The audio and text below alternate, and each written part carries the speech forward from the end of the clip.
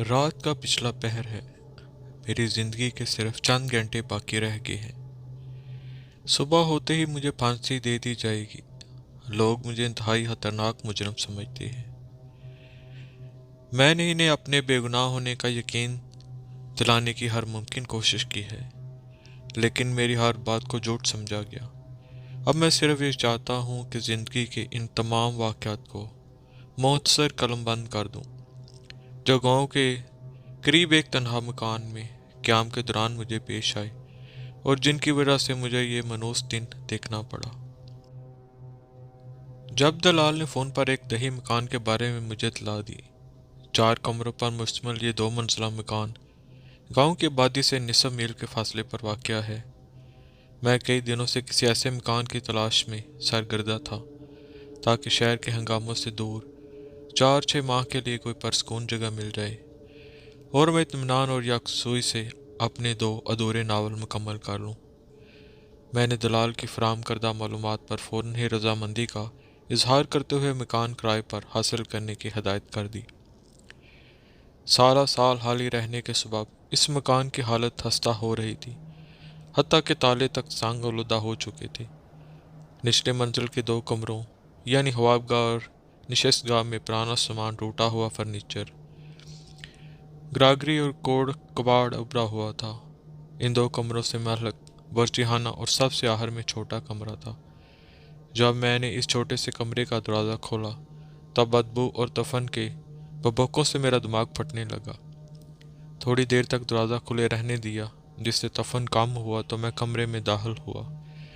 दरवाजे के सामने वाली खिड़की थी जिसके ऊपर 2 शीशे टूटे हुए थे और बाकी तमाम दीवारों के साथ छत तक ऊंचे शेल्फों पर बेतरतीबी से पड़ी हुई गिरद आलोद किताबों को देखकर यूँ महसूस होता था जैसे ये किसी कबाड़ी की उजड़ी हुई दुकान है।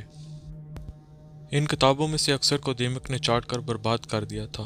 देर द्वार पर मकड़ी के जाले और बदबू से कमरे का अंदरूनी माहौल बड़ा ही पुरअसरार और इंतहाई दहशतनाक हो गया था। ये गलीज बदबू ऐसी थी जैसे गोश्त की सड़ान। मुझे ख्याल आया कि खिड़की के टूटे हुए शीशों के रास्ते से कोई छोटा मोटा जानवर कमरे में दाखिल होने के बाद बाहर निकलने में कामयाब नहीं हो सका और भूख प्यास से सिसक सिसक कर यहीं मर गया है, जिसकी लाश के गलने सड़ने से दफन पैदा हो गया है। मैंने कमरे में हर तरफ देखा, लेकिन किसी मुर्दा जानवर की लाश दिखाई न दी। इस उजड़े हुए मकान में दाखिल होने के बाद मैंने 2 बातें खास तौर पर नोट की। एक तो ये कि मैं सारी कदीमा के किसी गुमशुदा मकबरे में चला आया हूँ और यहाँ से बाहर निकलने की कोई सूरत नहीं।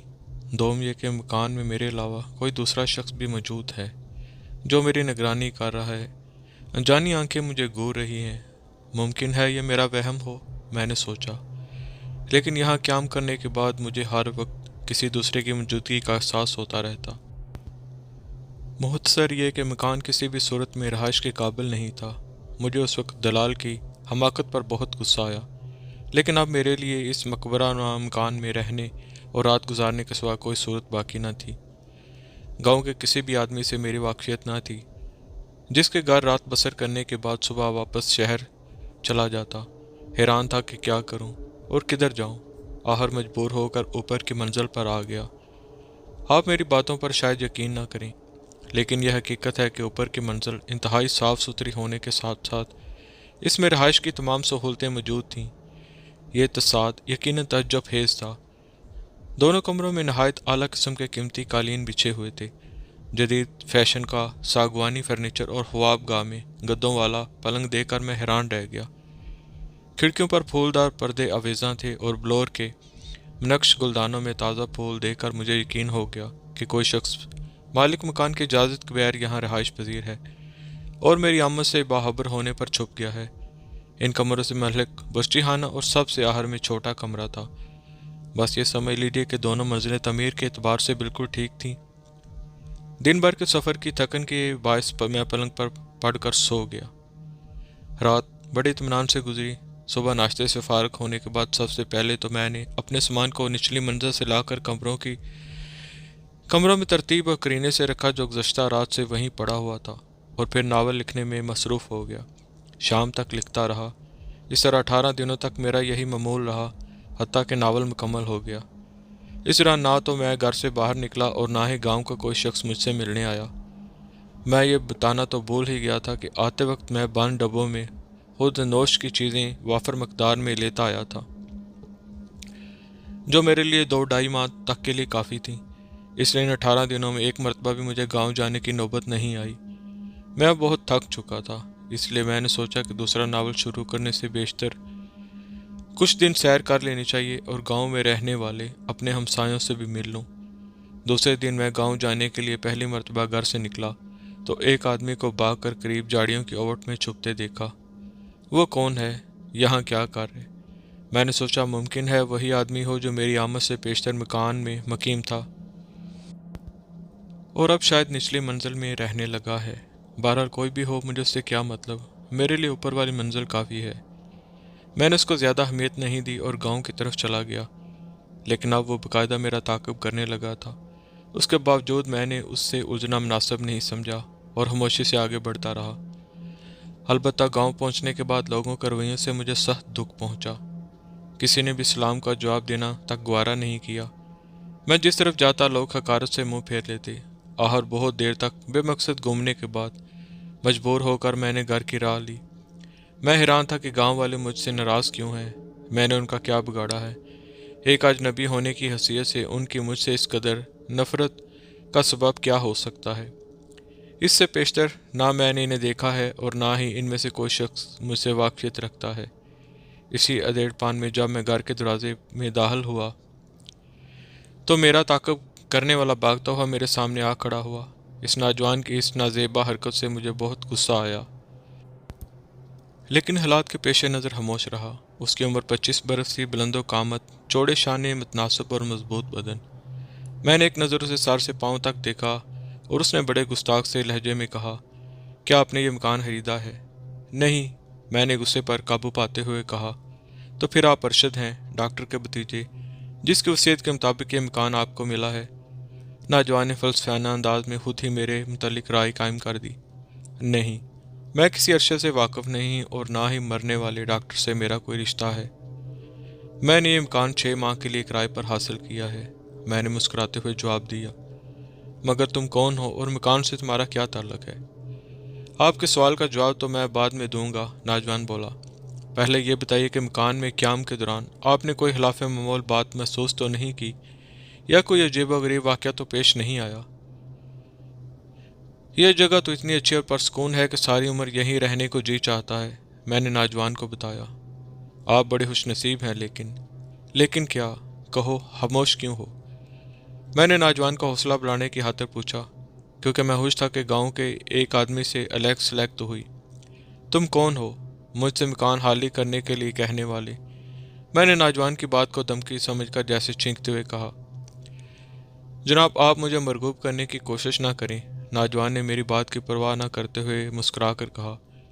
آپ جب سے یہاں سے گئے ہیں ایک پل بھی میری نظروں سے اوجھل نہیں رہے۔ میں نے چوری چھپے آپ کی تھوڑی سی تحریر بھی پڑھی ہے، جس کی وجہ سے آپ کے بارے میں میری رائے بہت اچھی ہے۔ آپ کے مکان خالی کرنے سے مجھے ذاتی طور پر کوئی فائدہ نہیں ہوا۔ ڈرتا ہوں کہ آپ میری بے خبری میں کہیں مصیبت میں گرفتار نہ ہو رہے۔ یہ مکان آسیب زدہ ہے۔ مکان کا مالک ڈاکٹر شیطانی قوتوں کا حامل تھا۔ وہ خدا جانے یہاں کیا کچھ کرتا رہا تھا، اسی لیے ڈاکٹر کی موت کے 4 سال بعد تک مکان خالی پڑا تھا۔ ڈاکٹر کے بھتیجے نے بہرحال اسے فروخت کرنے کی کوشش کی، لیکن گاؤں کا کوئی شخص بھی اسے خریدنے پر تیار نہیں ہوا۔ گزشتہ سال کچھ خطرناک واقعات رونما ہوئے تھے اور گاؤں والے مکان کو جلا دینے کی در پہ تھے، لیکن پولیس کی بروقت مداخلت سے بچ گیا۔ ان حالات میں اگر آپ یہاں رہنے کا کوئی خطرہ مول لے سکتے ہیں تو مجھے یا کسی کو بھلا کیا اعتراض ہو سکتا ہے؟ مگر ایک بات یاد رکھیے گا کہ گاؤں کا کوئی بھی فرد خوفزدہ ہونے کے سبب آپ کے قریب نہیں آئے گا اور آپ کے خلاف ان کی نفرت دن بدن شدت اختیار کرتی جائے گی۔ تو یہ بات ہے، میں نے کہکل گاتے ہوئے کہا۔ مسٹر، کیا نام ہے تمہارا؟ اکبر۔ ہاں تو اکبر، آؤ اندر چلے۔ مکان دے کر تم یقیناً اپنی رائے تبدیل کر لو گے، میں نے جیب سے چابی نکالی اور تالا کھولتے ہوئے کہا۔ میں اس منحوس مکان میں قدم نہیں رکھوں گا، اکبر نے پیچھے ہٹتے ہوئے کہا اور پھر گاؤں کی سمت چلا گیا۔ وقت گزرتا گیا، مجھے یہاں رہتے ہوئے 1 مہینے سے زیادہ ہونے کو آیا تھا۔ मैं इस पुरसकून माहौल में बड़ा ही खुश था कि एक दिन अचानक हालात तब्दील हो गए। शाम का वक्त था। धुंधल के रफ्ता रफ्ता गहरी तारीकी में बदलते जा रहे थे कि मेरी तबीयत बेचैन सी हो गई और लम्हा पर लम्हा जहनी उलझन और इंतशार में इजाफा होता चला गया। मैं समझा कि ज़्यादा काम करने से असाब थक गए हैं, मुझे आराम की ज़रूरत है। मैंने कागज समेटे और लिबास तब्दील करके पलंग पर लेट गया, मगर नींद कहाँ। आहर बहुत देर तक करवटें बदलने के बाद सिगरेट सुलगाया और कश लगाते हुए कमरे में टहलने लगा। उस दिन खिलाफ मामूल गर्मी कुछ ज़्यादा ही थी और खिड़कियों के दरवाजे बंद होने के सबब कमरे में हबस की सी कफियत पैदा हो गई थी। सोचा शायद गर्मी की शिद्दत से काम की थकावट और जिस्म में तबीयत में इज़्तिराब का सबब पैदा हो गया है। मैंने दोनों खिड़कियां खोल दी और एक खिड़की के पास खड़ा पहाड़ के दामन में फैले हुए जंगल के द्योकामत दरख्तों को देखने लगा। चांदनी रात का मंजर बड़ा ही खूबसूरत था, लेकिन न जाने क्यों मुझे खौफ आ रहा था। दरख्तों की ओट से चांद बुलंद हो रहा था और दरख्तों के लंबूतरे साए सिमटते चले जा रहे थे। थोड़ी देर बाद मकान की निचली मंजिल से आवाज़ें सुनाई दी, बहुत ही खौफनाक और बुलंद। मेरा दिमाग फटने लगा, आंखों के सामने अंधेरा छा गया। मैंने संभलने की कोशिश की लेकिन बेहोश होकर गिर पड़ा। खुदा जाने कब तक बेहोश पड़ा रहा और मुझ पर क्या बीती, लेकिन जब होश आया तो अपने आप को पलंग पर लेटा हुआ पाया। एक आदमी खिड़की की तरफ जाता हुआ दिखाई दिया। वो सर से पांव तक सफ़ेद चादर में मलबूस था, जैसे कफन पोश मुर्दा कब्र की गहराइयों से निकल आया हो। उसकी कमर कमान की तरह झुकी हुई थी, जिससे उसकी पैराना साली का पता चलता था। मैंने उसे पुकारना चाहा कि उसने खुद मेरी तरफ पलट कर देखा। ओह खुदाया, मैं खौफ से कांप उठा। उस बूढ़े का चेहरा इंतहाई मकरूह और भयानक था। दूसरे ही लम्हे वो खिड़की से कूद कर चांदनी रात की वसतों में तहलील हो गया और मैं हैरत से देखता रह गया। मकान के अंदर से बुलंद होने वाली भयानक आवाज़ अब सुरूर में डूबती हुई मौसीकी का रूप धार चुकी थी। जी चाहा कि सारी रात सुनता रहूं, लेकिन नींद का इस कदर गलबा था कि बहुत जल्द नींद की वादियों में जा पहुंचा। सुबह खिलाफ मामूल बहुत देर तक सोता रहा और बेदात होने पर सबसे पहले मेरी नज़र खिड़कियों पर पड़ी। दोनों खिड़कियां बंद पड़ी थीं। एक एक करके रात के वाक़यात याद आने लगे, लेकिन ये सब ख्वाब और ख्याल की बातें थीं। ज़िंदगी के मामलात में कोई फ़र्क नहीं आया था। वक्त की रफ्तार में यकसानियत बरकरार रही। और फिर एक रात मेरी आंख खुल गई। निचली मंजिल के वरानों में मुझे कोई बुला रहा था।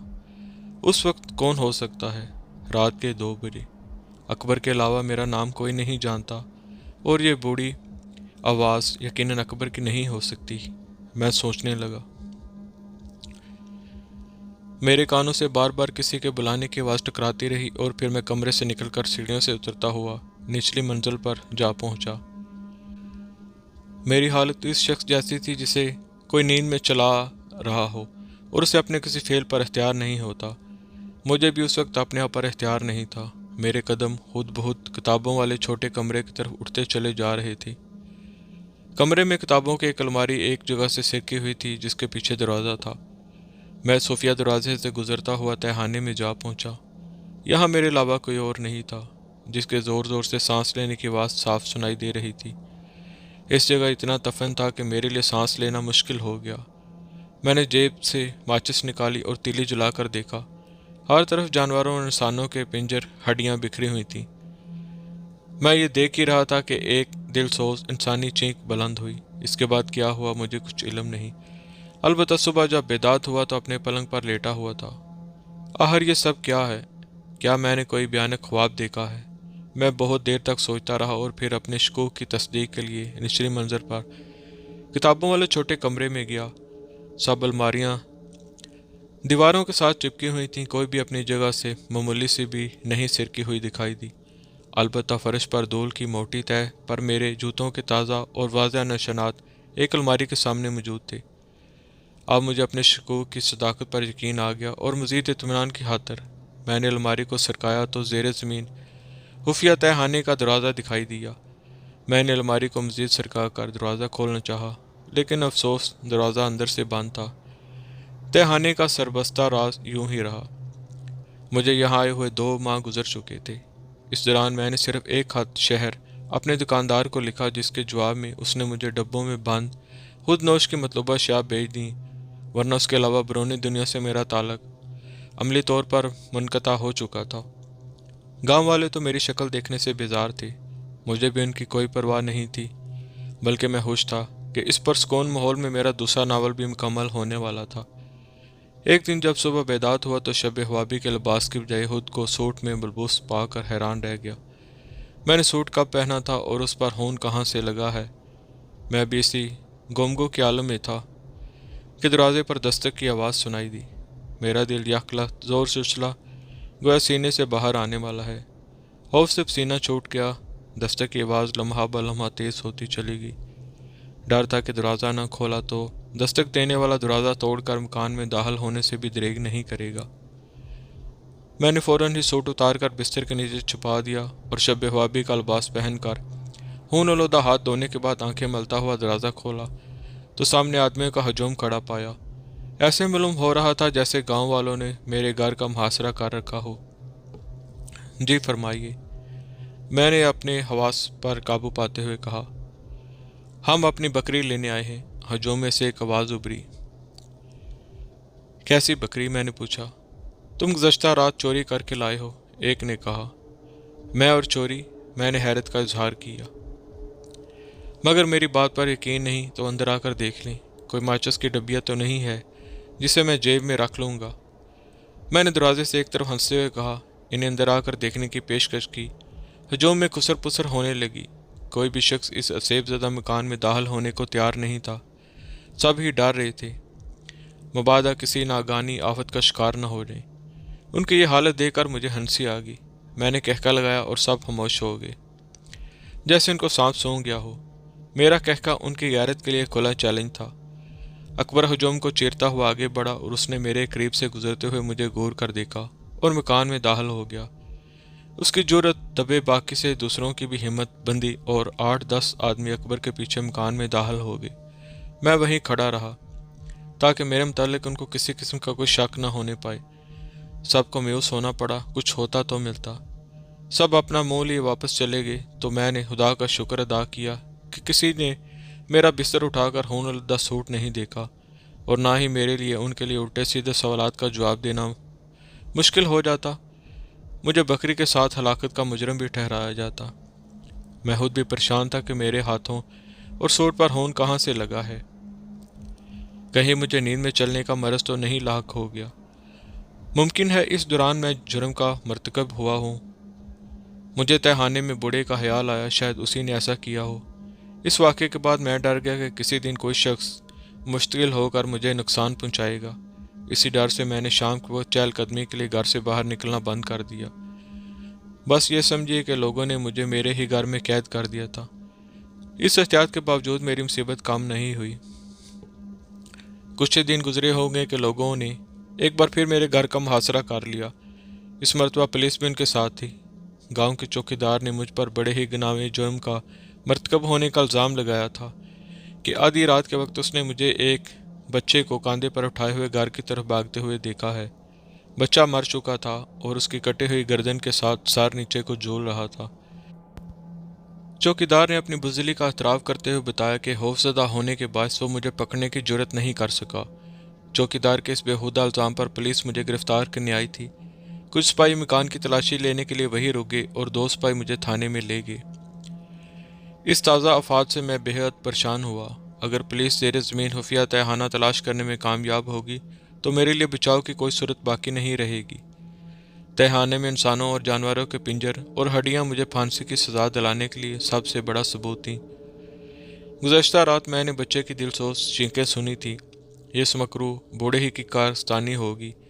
यह भी मुमकिन है कि बच्चे की लाश अब तक तहखाने में पड़ी हो। मुझे यकीन था कि बच्चे की मौत तहखाने में आने के बाद हुई है, लेकिन बच्चा वहाँ कैसे पहुँचा? पुलिस इंस्पेक्टर 1.5-2 घंटे मुझसे सवालात करता रहा और मैं हर सवाल के जवाब में उसे सही मालूमात फराहम करता रहा। मुझे झूठ बोलने की ज़रूरत भी क्या थी? मैंने जुर्म थोड़ा ही किया था और बासियत नावल नगार के मेरी शोहरत भी मेरे बेदाग किरदार का सबसे बड़ा सबूत थी। इंस्पेक्टर भी मेरी साफ गोई और शख्सियत से मुतासर हुए बगैर न रह सका।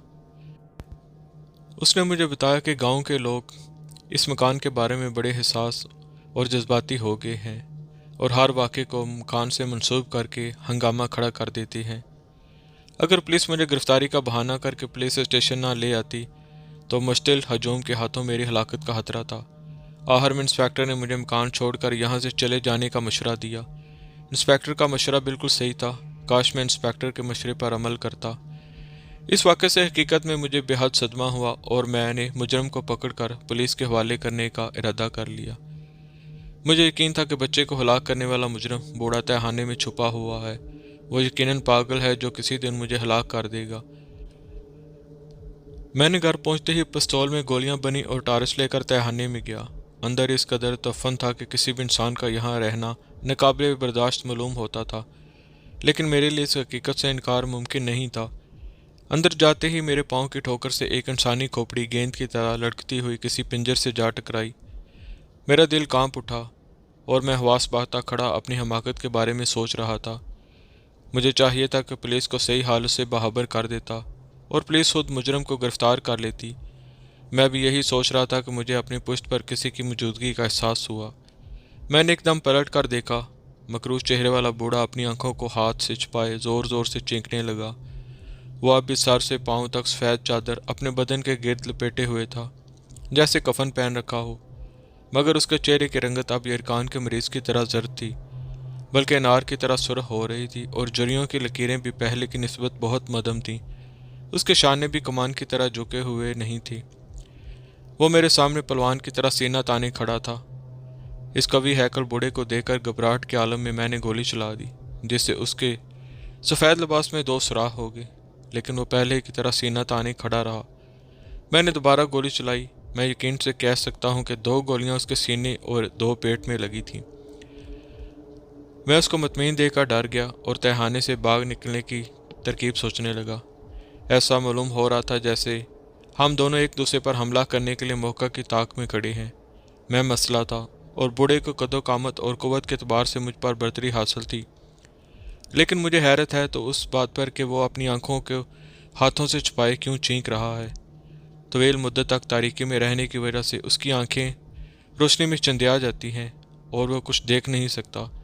ये ख्याल आते ही मैंने टारच का रुख बराह रास्त उसकी आंखों पर कर दिया। बस फिर क्या था, वो चीखता चलाता तहखाने के अंदरूनी हिस्से की तरफ भाग खड़ा हुआ।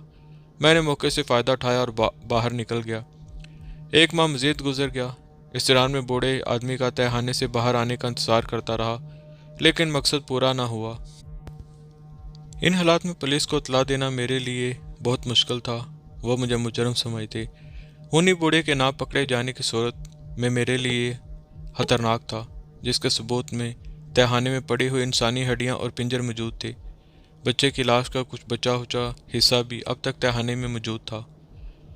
वक्त के तेवर बदले और फिर एक दिन हालात ने रुख तब्दील किया। इस मरतबा एक नीम मुर्दा बकरे को सबूत के तौर पर पेश किया गया, जिसकी गर्दन शदीद जख्मी थी। पुलिस ने मेरे खिलाफ इर्तिकाबी जुर्म को तस्लीम करने से इनकार कर दिया कि किसी भूखे जंगली जानवर ने हमला करके बकरे को जख्मी कर दिया है, लेकिन इस तरह आखिर कब तक जुर्म छुपा रह सकता है। गांव वालों ने मेरी निगरानी की खातिर मसला नौजवानों पर मुश्तमिल 2 ग्रुप तरतीब दिए। इनमें से 5 आदमियों का एक ग्रुप दिन के वक्त निगरानी करता और दूसरा ग्रुप रात को ड्यूटी पर मुतय्यन होता। तकरीबन 1 हफ्ते बाद आखिरकार उनको उनकी मेहनत का फल मिल गया। ये दूसरी बात है कि उन्होंने असल मुजरम की बजाय मुझे पकड़कर मुजरम ठहरा दिया। वो रात बड़ी ही भयानक और उदास थी। अचानक मेरी तबीयत बेचैन हो गई और यूँ महसूस होने लगा जैसे आज रात कुछ होने वाला है। नींद नहीं आ रही थी। बहुत देर तक करवटें बदलने के बाद परेशानी के आलम में घर से बाहर चहलकदमी के लिए आया। अभी चंद कदम चला ही होऊंगा कि बंदूक से मसला अकबर को अपने सामने देखकर चौंक गया। सोचा कि वो शायद बूढ़े मुजरम को पकड़ने आया है। उसे भी किसी न किसी तरह तहखाने का इल्म हो गया है।